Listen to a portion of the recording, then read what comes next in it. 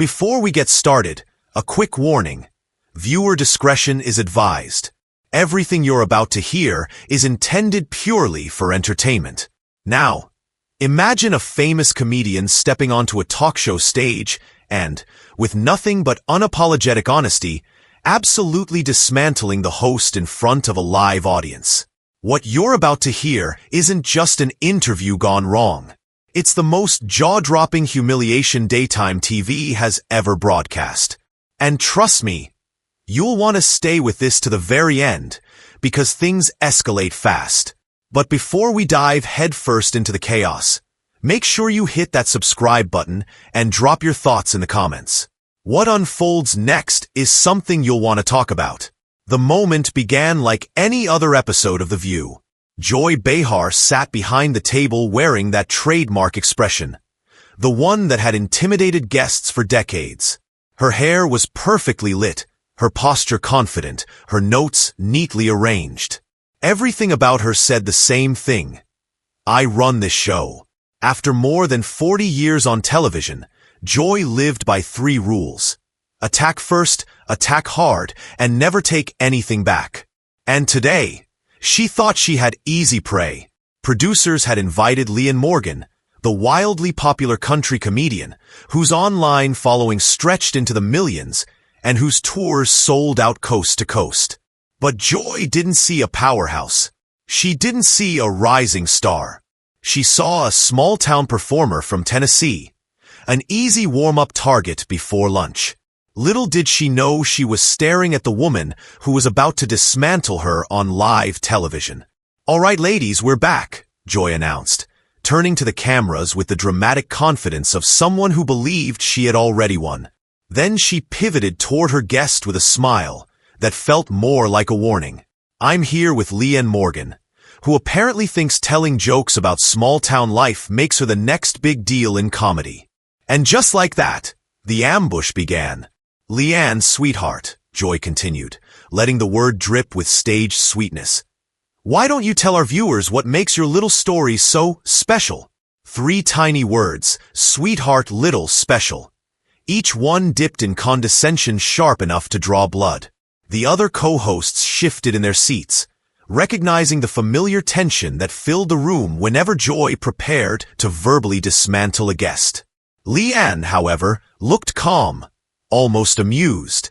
Her simple, graceful outfit radiated authenticity, standing in stark contrast to Joy's polished, studio-ready wardrobe. She smiled warmly, but her eyes? Her eyes told the audience that she had already sized Joy up, and was unimpressed. "Well, Joy," Leanne began, her soft Tennessee drawl smooth as honey with a razor hidden inside. "I'd say what makes my comedy special is that it comes from real life. Real people. Real struggles.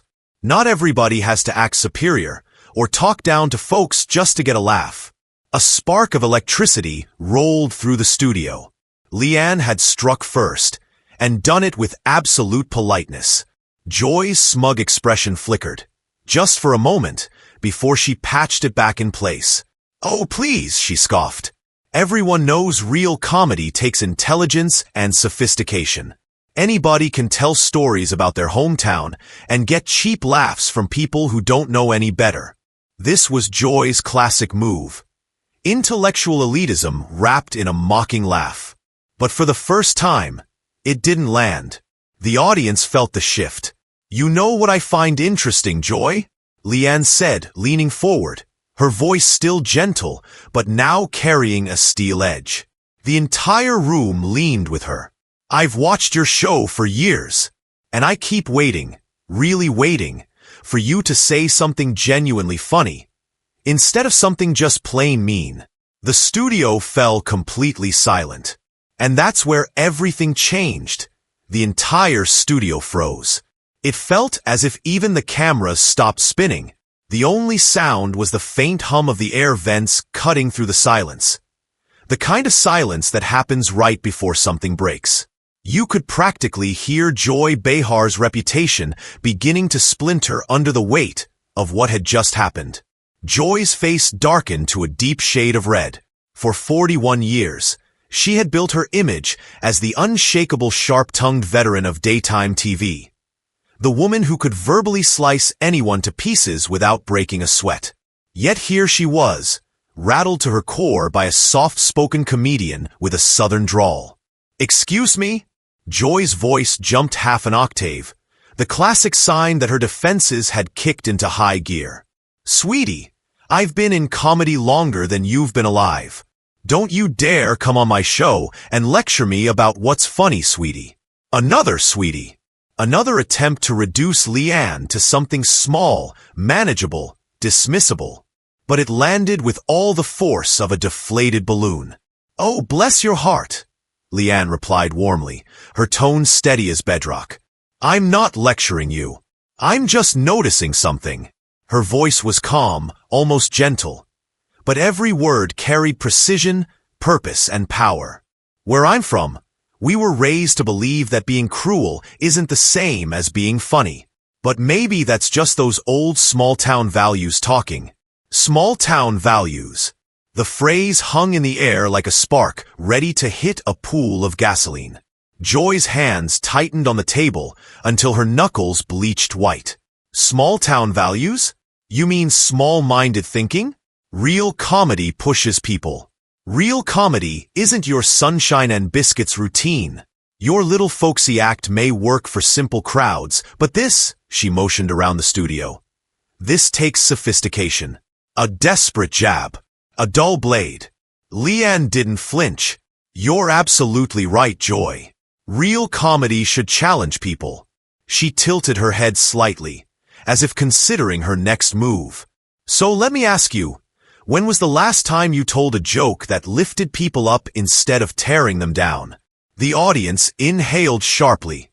"When was the last time your comedy made someone feel hopeful instead of humiliated?" Another gasp. "When was the last time you made someone laugh in a way that healed them, instead of hurting them?" 3 questions.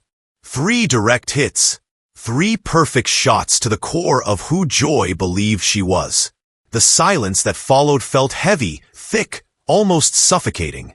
Joy opened her mouth to respond, but the words weren't there. For the first time in her decades-long career of lightning-fast retorts, she was completely speechless. And everyone in the room felt the shift. Whoopi Goldberg jumped in, trying to break the tension. "All right, well, this just got interesting. Let's talk about your tour, Leanne." But Joy wasn't ready to retreat. Her pride was wounded, and wounded pride lashes out. "Hold on," she snapped. "Are you actually trying to teach me about comedy? Do you have the slightest clue who you're sitting across from? I've been on television longer than you've been telling little jokes at, what? Church potlucks or wherever you perform. Church socials." A sneer wrapped in elitism. A final, flailing swing from someone who knew the tide had turned. Leanne's expression didn't budge. She sat there with the same serene smile she started with. Church potlucks, comedy clubs, theaters, Netflix specials, sold-out arenas. You pick the stage, Joy. I've performed on all of them. She paused, letting the truth sit there. Letting the room feel it. Letting Joy feel it. "But here's the thing," she continued, voice soft but unwavering. "It's not about how long you've been doing it. And it's not about how big the stage is. If you've forgotten why you started in the first place, well, you've missed the whole point. Comedy should heal, not harm." The line hit like a wrecking ball. "Oh, please," Joy snapped back, her composure now fully shattered. "Save me the after-school special. Comedy is about truth. And the truth is, not everyone belongs in this business. Some people should stick to their little hometown shows instead of trying to run with the big girls." Big girls. The insult lingered, the last desperate attempt to reclaim ground she had already lost. The studio felt carved out of silence. Not a whisper, not a cough, just the hum of the air system and the restless shifting of an audience sensing that the temperature on set had reached a near boil. The hostility radiating off Joy was unmistakable, sharp enough to slice through the quiet.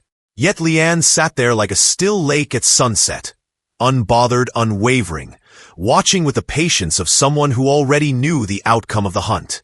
Big girls, Leanne repeated softly.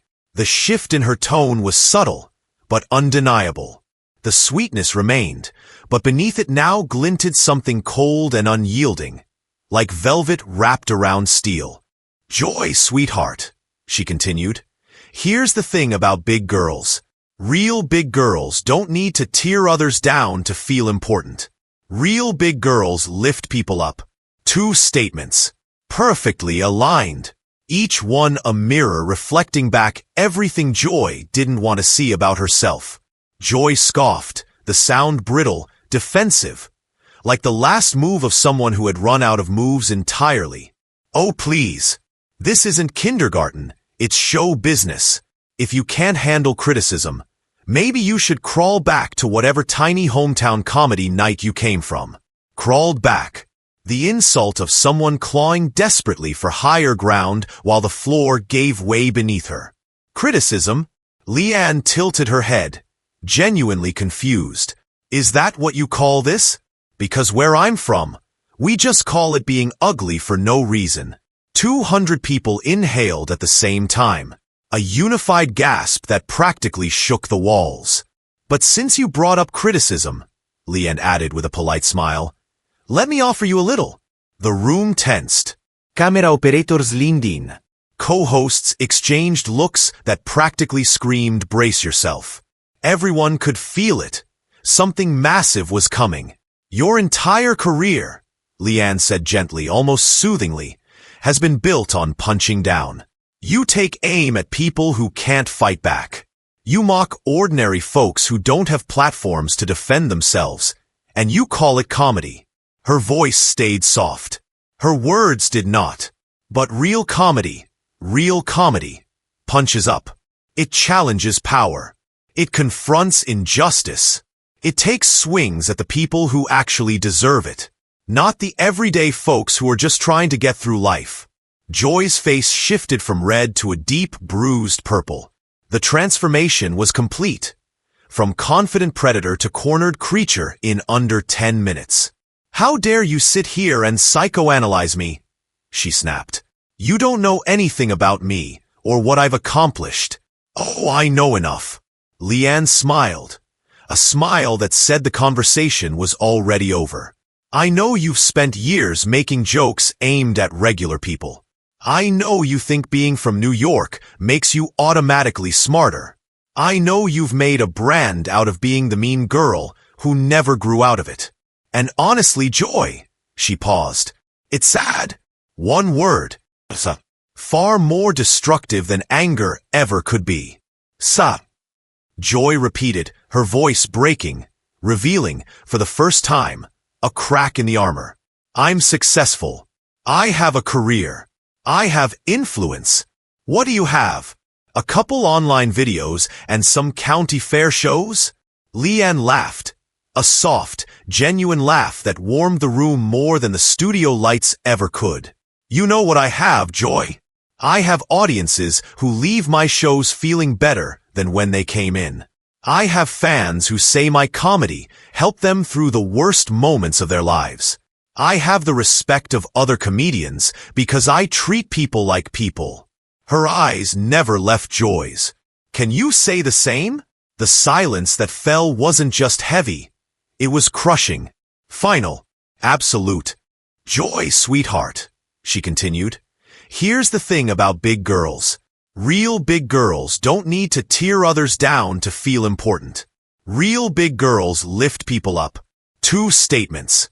Perfectly aligned. Each one a mirror reflecting back everything Joy didn't want to see about herself. Joy scoffed, the sound brittle, defensive, like the last move of someone who had run out of moves entirely. Oh, please. This isn't kindergarten, it's show business.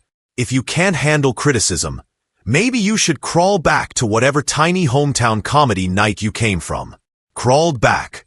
The insult of someone clawing desperately for higher ground while the floor gave way beneath her. Criticism? Leanne tilted her head, genuinely confused. Is that what you call this? Because where I'm from, We just call it being ugly for no reason. 200 people inhaled at the same time. A unified gasp that practically shook the walls. But since you brought up criticism, Leanne added with a polite smile, let me offer you a little. The room tensed. Camera operators leaned in. Co-hosts exchanged looks that practically screamed, brace yourself. Everyone could feel it. Something massive was coming. Your entire career, Leanne said gently, almost soothingly, has been built on punching down. You take aim at people who can't fight back. You mock ordinary folks who don't have platforms to defend themselves, and you call it comedy. Her voice stayed soft. Her words did not. But real comedy, punches up. It challenges power. It confronts injustice. It takes swings at the people who actually deserve it, not the everyday folks who are just trying to get through life. Joy's face shifted from red to a deep, bruised purple. The transformation was complete. From confident predator to cornered creature in under 10 minutes. How dare you sit here and psychoanalyze me? She snapped. You don't know anything about me, or what I've accomplished. Oh, I know enough. Leanne smiled. A smile that said the conversation was already over. I know you've spent years making jokes aimed at regular people. I know you think being from New York makes you automatically smarter. I know you've made a brand out of being the mean girl who never grew out of it. And honestly, Joy, she paused. It's sad. One word. Far more destructive than anger ever could be. Sa. Joy repeated, her voice breaking, revealing, for the first time, a crack in the armor. I'm successful. I have a career. I have influence. What do you have? A couple online videos and some county fair shows? Leanne laughed. A soft, genuine laugh that warmed the room more than the studio lights ever could. You know what I have, Joy. I have audiences who leave my shows feeling better than when they came in. I have fans who say my comedy helped them through the worst moments of their lives. I have the respect of other comedians because I treat people like people. Her eyes never left Joy's. Can you say the same? The silence that fell wasn't just heavy. It was crushing. Final. Absolute. You don't understand, Joy whispered, her voice barely hanging on. This industry, you have to be tough. You have to fight. You have to claw your way to the top. That's how this works. No, sweetheart, Leanne replied, her tone wrapped in gentleness that somehow cut deeper than anger ever could. You don't have to turn yourself into a monster to succeed. That was a choice. And the saddest part is you convinced yourself that cruelty was the same thing as strength. But it wasn't strength. It was the shortcut. The studio was so silent it felt unnatural, like the world had stopped spinning just to witness the collapse happening in front of them. Joy stared at Leanne with a strange mixture of fury and recognition, as if seeing herself, truly seeing herself, for the first time in years. And what she saw horrified her. Her breaths came fast and shallow. Then the recognition dissolved into rage. Joy surged to her feet so violently that her chair screeched across the floor, making the audience wince. I've had enough, she exploded. Enough of this holier-than-thou garbage. You walk in here acting like some kind of moral authority, but you're nothing. A nobody from nowhere trying to lecture me about my career. Leanne didn't move. She sat perfectly still, spine straight, hands folded, expression warm and heartbreakingly calm, like she genuinely felt sorry for her. Joy, she said quietly. Please sit down. We're just talking. No, Joy's voice cracked like thunder. This isn't a conversation. This is an ambush. You came here to make me look bad, and I won't tolerate it. People in the crowd shifted uncomfortably, the tension thick enough to choke on. Several audience members had already raised their phones, sensing they were witnessing a meltdown that would echo across social media for years. I didn't come here with any agenda except to talk about comedy, Leanne said, still soft, still steady. But if you feel attacked, maybe ask yourself why. Sometimes the truth feels like an attack simply because we've been lying to ourselves for too long. Stop! Joy slammed her palm onto the table, jostling the mugs and startling the crew. Stop with your dime store psychology and your fake wisdom. This industry is cutthroat. It's survival of the fittest. And the fittest isn't some small-town performer who thinks she can stroll onto a major show and school her betters. Her betters. The phrase landed like a lead weight, exposing more than she intended. Whoopi finally attempted to intervene. Joy, maybe take a breath. But Joy spun on her, eyes wild. Don't you start with me. I'm the one who has the edge. I'm the one who asks the hard questions. I'm the only one willing to say what everyone else is thinking. Leanne's voice cut through the chaos, soft, steady, devastating. Is that what you think you're doing? She asked. Because what I'm seeing is someone who's confused cruelty with courage. Tell me something, Joy. When you go home at night and the cameras stop rolling, do you feel proud of the person you've become? When you stand in front of the mirror, can you honestly say you like the reflection staring back? And when everything is quiet, when it's just you and your thoughts, do you feel any peace at all? Those 3 questions didn't just land. They detonated. Joy recoiled as if Leanne had physically struck her. One blow, then another, then a third that nearly knocked the air out of her carefully curated persona. For a moment so raw it felt forbidden to witness, the mask slipped. Gone was the sharp-tongued icon draped in confidence and designer labels. What remained was a frightened, aging woman who had built herself out of armor and now didn't know how to take it off. I don't have to listen to this, Joy stammered, fingers trembling as she clutched her cue cards like a life raft. This is my show. My show! But Leanne's reply cut through the studio like a whisper that somehow carried more weight than a scream. Actually, it's the audience's show. They decide what matters. And right now, they're watching you fall apart because someone finally told you the truth. A hook of silence pulled the entire room tighter. Joy darted her eyes toward her co-hosts, begging for backup. Any backup. None came. Whoopi avoided her gaze, suddenly fascinated with her hands. Sunny stared upward, as if praying for divine intervention. Everyone else froze, expressionless and distant, like hostages waiting for the moment to pass. And then the realization hit her. A harsh, merciless truth. She was entirely alone. You don't understand, Joy whispered, her voice collapsing in on itself. This is how the business works. You have to be tough. You have to fight. You have to do whatever it takes.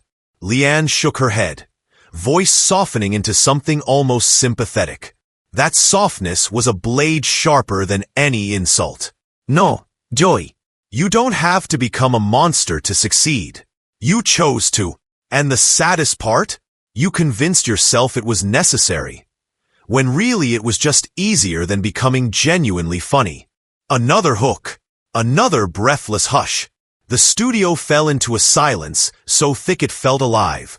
You could hear the hum of the lights, the whir of the cameras, and the fragile sound of a career cracking down the middle.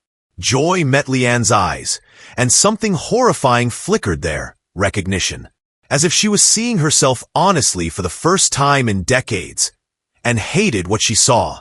Her breaths grew shallow, shaky, panicked. But just as quickly, the self-awareness dissolved into fiery rage. The familiar armor snapped back into place. She did what she always did when threatened. She attacked. You know what? Joy suddenly stood, her chair screeching across the floor. I'm done listening to this sanctimonious nonsense. You come on my stage, acting like some comedy prophet. Please. You're a nobody from nowhere trying to lecture me on success. Leanne didn't stand. She didn't flinch. She simply sat, calm, steady, compassionate in a way that made Joy's meltdown look even uglier. Joy, she said gently. Please sit down. We're only talking. No, Joy's voice cracked like thunder.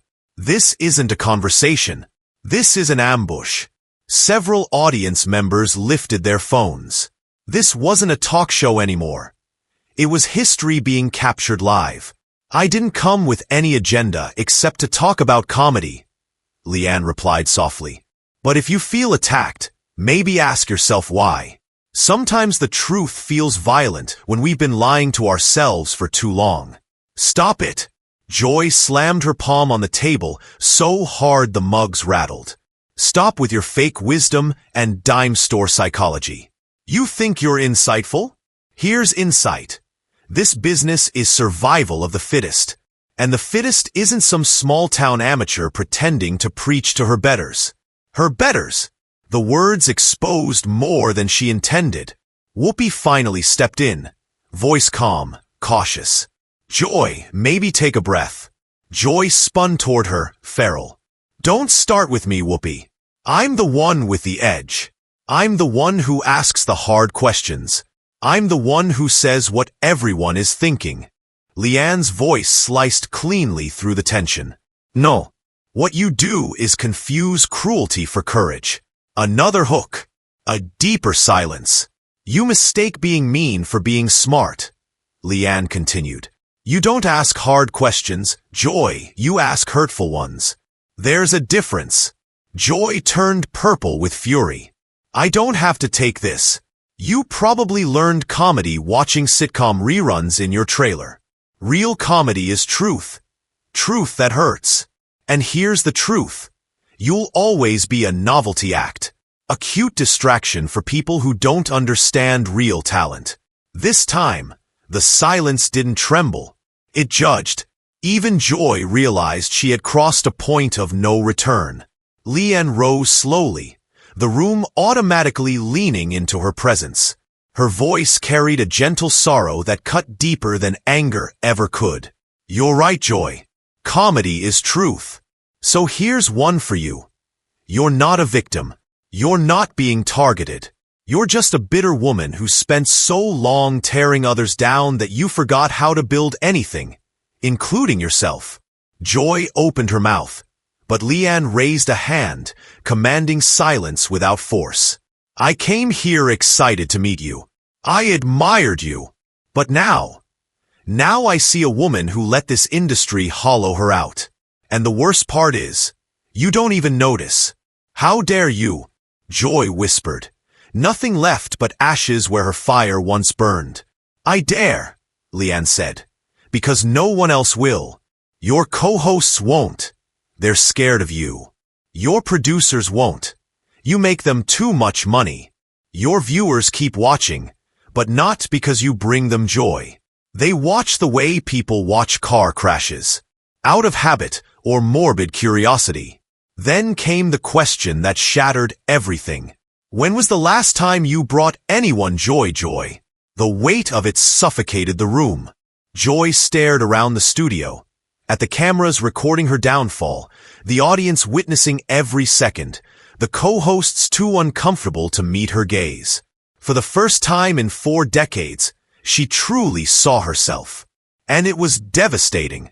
I've been doing this for 30 years, she croaked, clinging to the number like it could save her.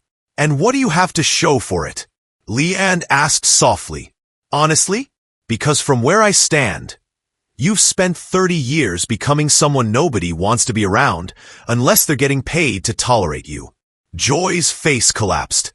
For a second, just one, she looked like she might actually break on camera. But ego dies loudly. You think you've won something? Joy spat, voice shrill, desperate, shaking. And with that, the final thread holding her together snapped. You really think you've achieved something today? Joy spat, her voice trembling with a bitterness that sounded more like pain than fury.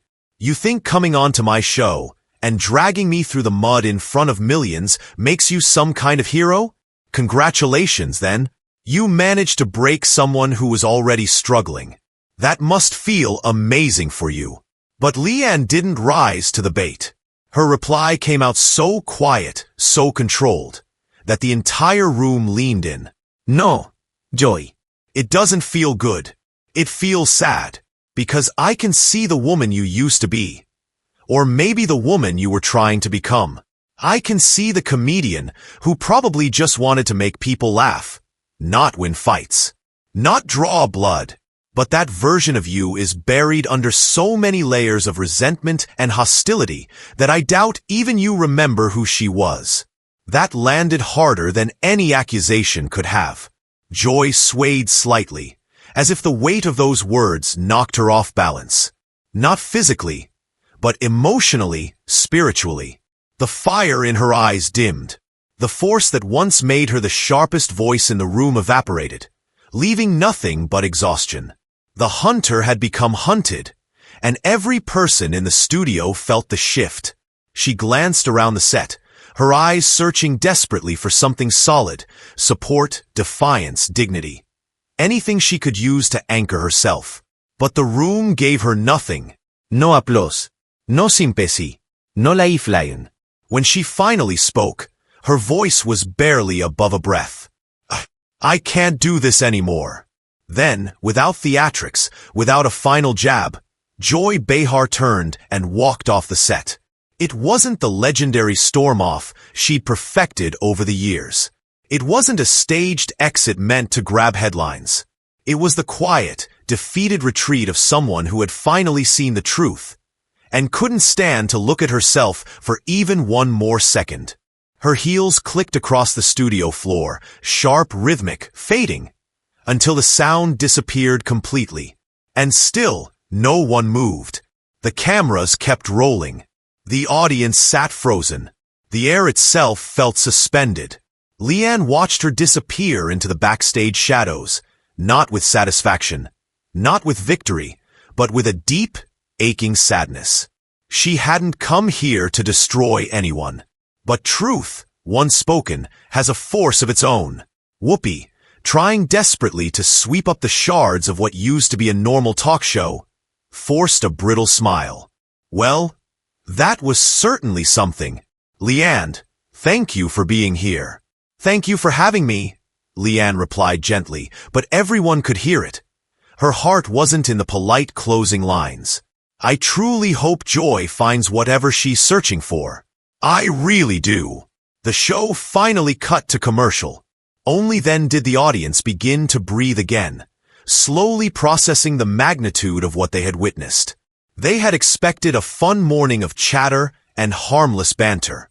Instead, they had seen a 40-year television veteran crumble under the weight of her own reflection. Not because someone yelled, not because someone fought back with equal venom, but because someone finally refused to play her game.